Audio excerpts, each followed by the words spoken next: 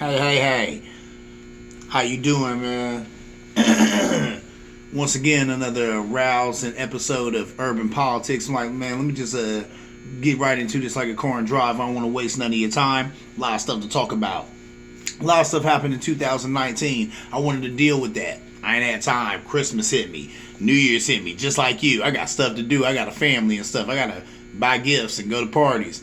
But I had a good time. So I'm going to talk about some stuff that maybe happened in 2019, but we'll bring it all the way in to 2020. Let's go ahead and get cracking. Check me out. Yo, I want to talk about Kid Rock.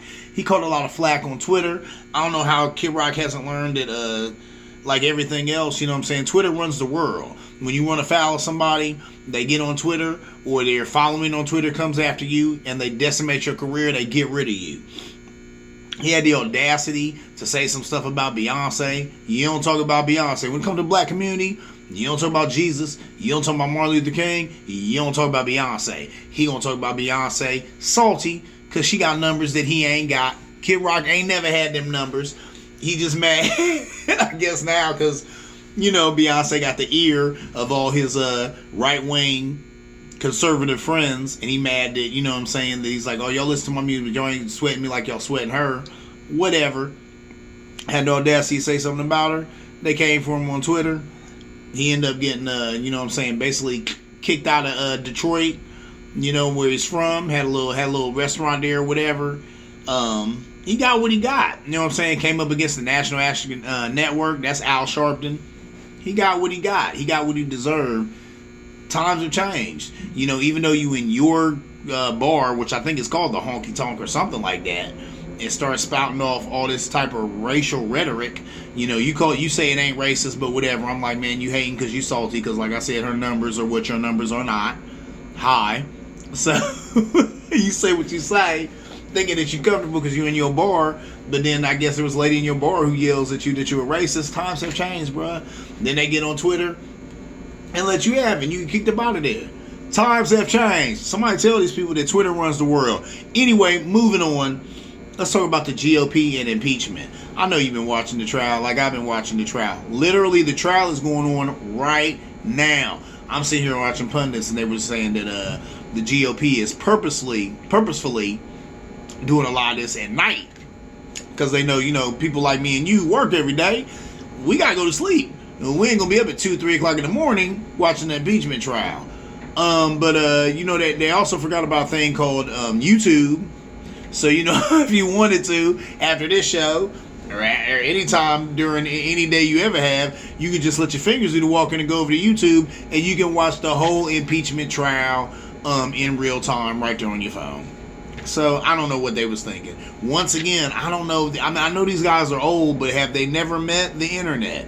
Do they not know that there's a thing called social media that's dictating everything? I mean, they jump on there and they say stupid stuff and get fired or whatever. So, I thought they knew it existed. Maybe not. So, there's a tactic that they use, and I don't think that'll be effective. As far as impeachment goes, it's a trip. You know what I'm saying? You have a House who finally took up impeachment. Nancy Pelosi didn't want to do it. She said it'd be divisive. I agree with her, but she finally took it up. Had to, because I think it was Jerry Nadler who said that if what Donald Trump has done is not impeachable, then nothing is. And I think that said it all. So it was like, man, we kind of got to move on this, because if we don't say, you know, if we don't do something about this, future presidents will just, and I'll tell you, and I hate to let everybody know, Donald Trump has forever changed the presidency in a horrible way. There's a stain on the presidency that will never go anywhere. There's a chink in the armor of that office that will never be restored. He has sullied it. He has dirtied it. He has belittled it. He has way lowered the bar for the executive office in this country. And it is what it is. Whether you like, here's a guy who's just a Trump hater. No, man, I'm keeping it real. This guy has done irreparable damage to the office of presidency and to the Republican Party. Think what you will about Republicans. I'm going to tell you something. George Bush Jr., I didn't like him, but I liked him better than Trump. I didn't like him. But after Trump, I'm like, he was a kinder, gentler conservative. I'll see what's up with that. You know? George Bush Sr., I didn't like him. But after this guy, after Trump, He ain't bad at all. Mitt Romney, I don't like him. Never have liked him. After this guy, Mitt ain't that bad. See what I'm saying? So that's how bad it is. Moving on. If you ain't watching the impeachment hearings and trial, watch them. It's good. It is what it is. It's just impeachment. He won't be removed. So he'll be impeached, but he won't be removed. He'll still be our president. And people are upset about that. Hey, guess what? Believe it or not, Donald Trump is salty about that. He is salty about this impeachment because I think there's only 3 presidents who have been impeached. So there's been 44, 45 presidents, and only 3 have been impeached, and he's one of the 3. Think about that. That sucks. And this guy's all about his name and the way he looks, his legacy. He's salty about that. He's real salty about that. And like Nancy Pelosi, she even brought it up. She said, yeah, this is historic. It does go down in history, and his name will forever be besmirched. Yes, he was impeached by this house, so that's what's up. It goes to the Senate and it dies because they're not a Republican. Senate's not going to impeach a Republican president, but it is what it is. So he's salty about that, and that's all some of us can hope for. Moving on. Moving on. Dems give out pens at the signing of the impeachment articles. That was interesting. Now, they were talking about how historic that was, shrouded in all type of ceremony and all that. Nancy Pelosi, she's signing articles, whatever. And then when she was giving out pens, I swear that they just looked like they wanted to do it to dance of joy. Everybody had big smiles on their faces, and they're going to keep those pens forever. They'll keep them forever. Why would they not? You know what I'm saying? This is historic. It's huge. And they hate this guy. I mean, I'm sorry. It is what it is.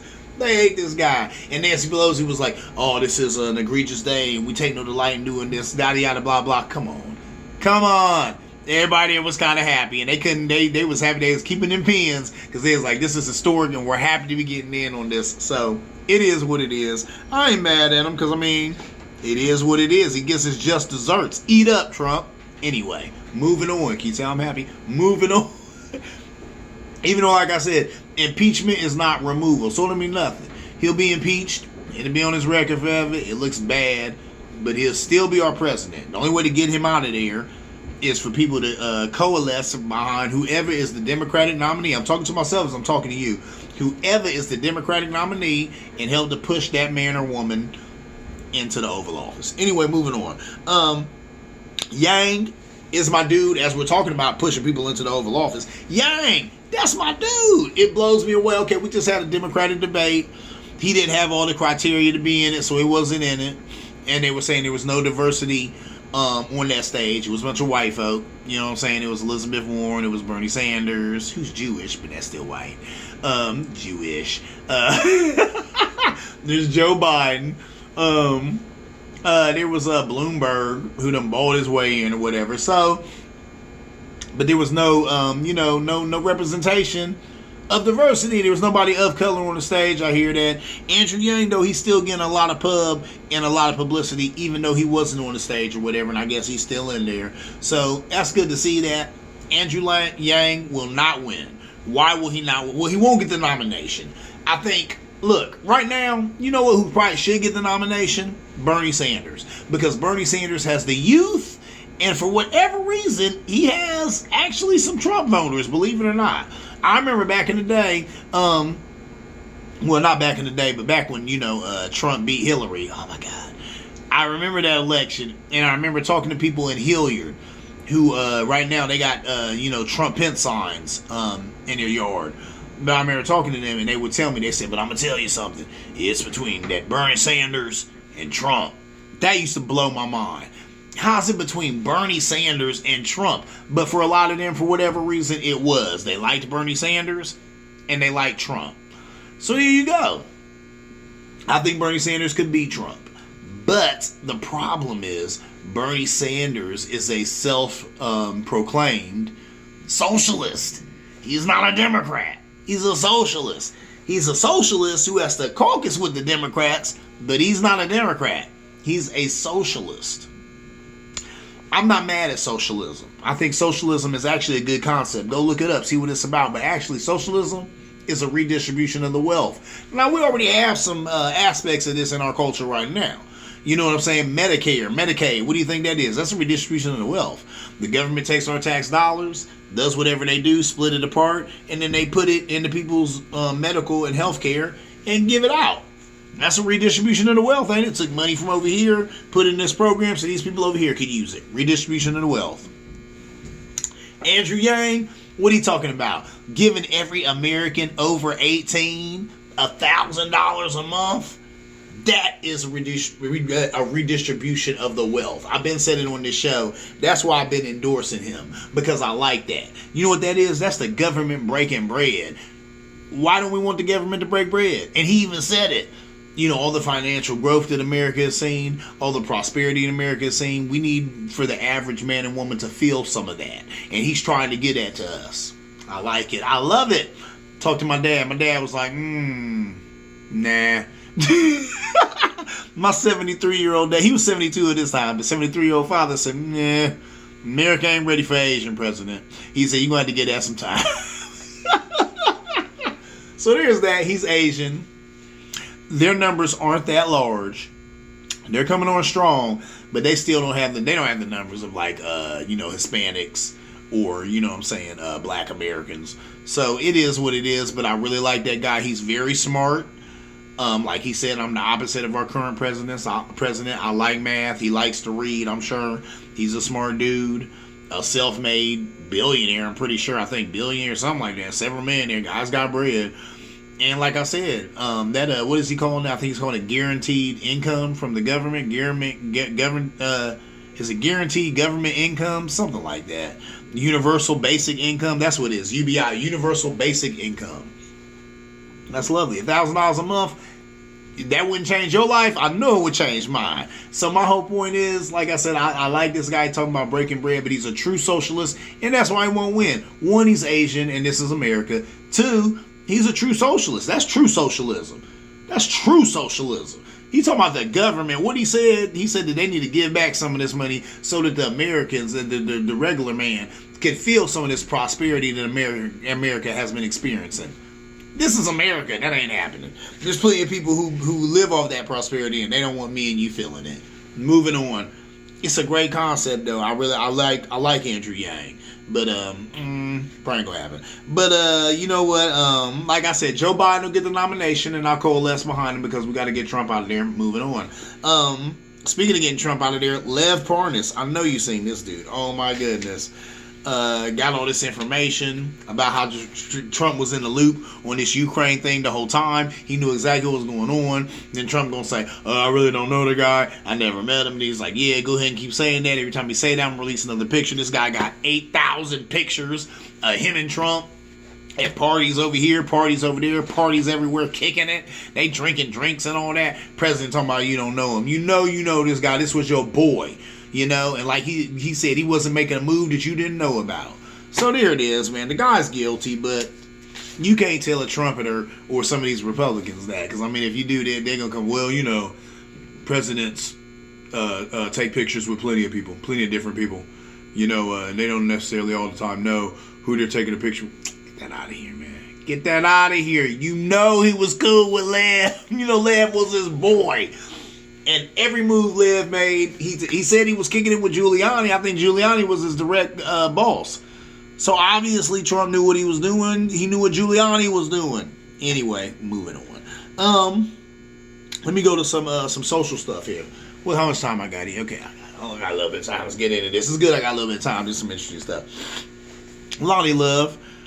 She's a actress, I guess, / comedian. Actress / comedian. I've seen some of her movies. I like her. She's good. She does good stuff.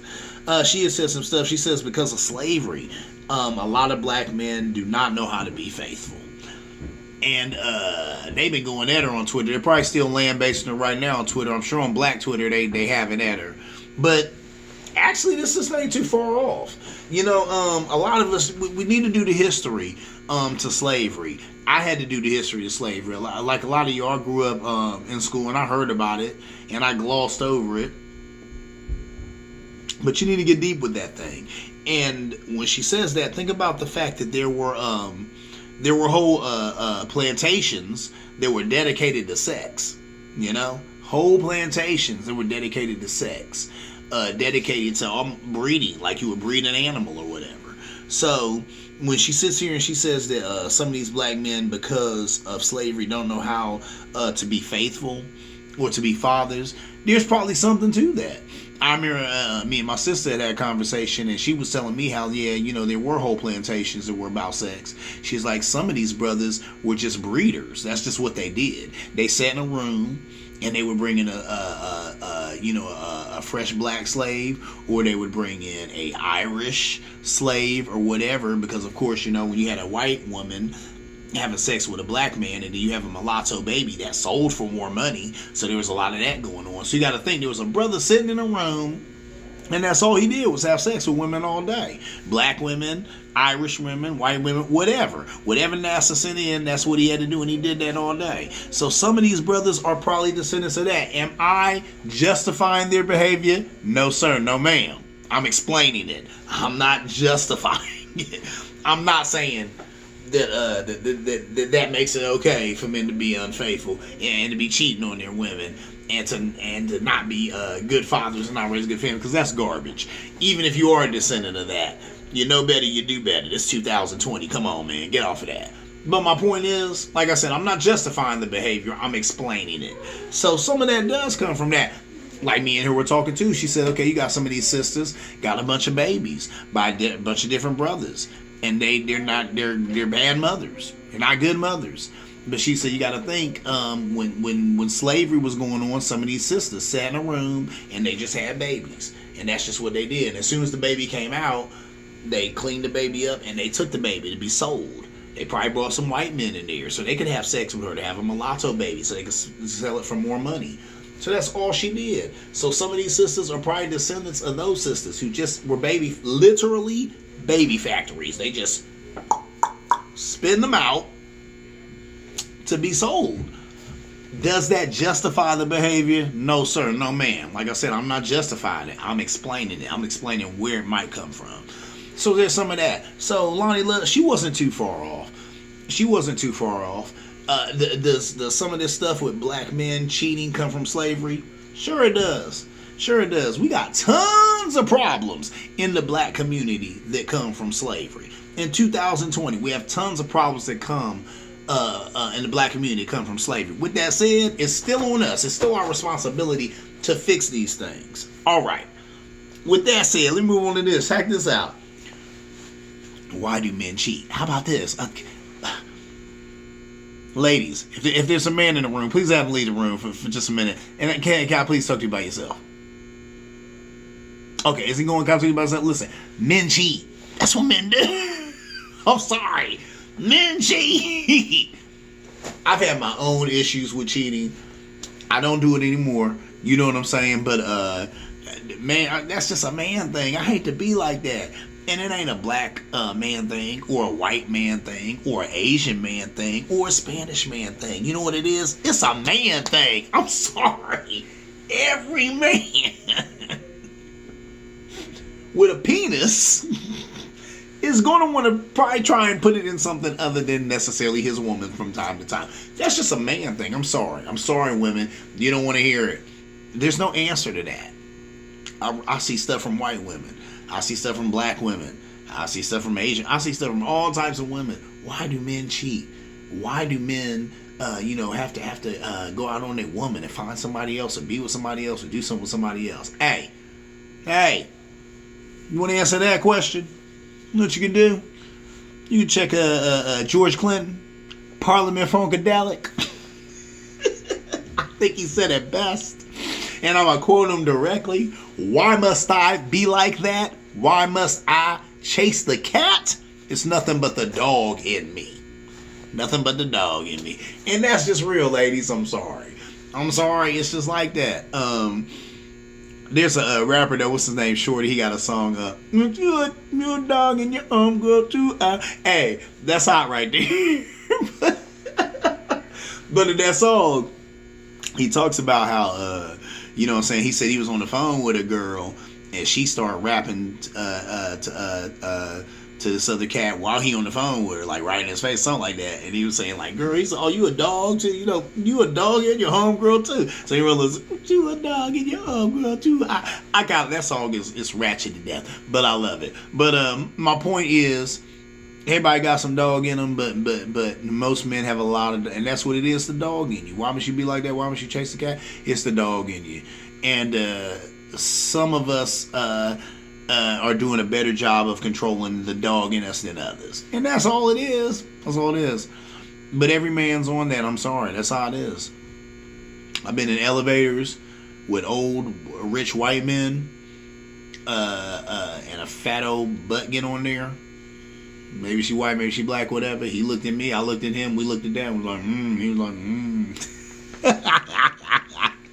We're men. We're men. And that's what's sad. We're men. So, you know what I'm saying? But with the Me Too movement and stuff like that, at least now men are learning you got to keep that in check and have some decorum and have some respect and not be all lewd or whatever with it. So that's what's up. You know what I'm saying? Another rousing episode of Urban Politics. I want to say to all my people out there who watch all the time, thank you. I appreciate it. I get all your holla. I hear all your stuff. Whenever y'all hit me up and be like, you should attack this, talk about this. There be stuff I want to talk about, but I don't get to. I wanted to talk about how Yellow Card, a great rock group that I love, has a case against Juice WRLD, who passed. That was sad because I guess he had a song, Lucid Dreams, the stuff the song that he's like famous for, one of his biggest songs. He sampled one of their songs, whatever, so they taking him to court. And at first, when he died, they cut it off, but they cut the lawsuit off. But then it's like, they started back up because they're like, yeah, well, he had a lot of money, and even though he's dead, we still need to get paid for our music. So there's that. Couldn't talk about that. I probably want to go deeper into that Ukraine thing, but guess what? What more is there to go into, man? Our president is hot. He is just one of the, man, these are some bumbling criminals. Him, Giuliani, all these guys, man, they are a joke. They are just so sloppy with their crimes, so sloppy with it. So, that is what it is. Your boy, I'm about to bring out some music. I got like I think a little lyrical video that I had my dude do. My man Flip. Frank Lawson is a pimp, my man, and I thank him so much for that. And he also watches the show. He's one of the first people to give me some good feedback on this show, and he did me a fresh little video. I'm gonna drop that. It's called None of These N-Words. I'm not gonna lie, it ain't it's not soft or nothing, you know. I don't do soft music, so you know what I'm saying, this is some hardcore hip hop coming at you. It's got some bite to it, but you'll be alright. You know what I'm saying? Y'all been listening to Lil Wayne's and Doja Cats out there. You'll be okay when Fizzy hit you with something. So that is what it is. Urban Politics. I'm gonna try and come at you a little bit more. Like I said, I got a life like you got a life. It's crazy out here. You know what I'm saying? Brother just trying to earn a buck and do his thing. But I thank you all for watching and checking me out and patronizing your boy. See you around like a donut. I'm out.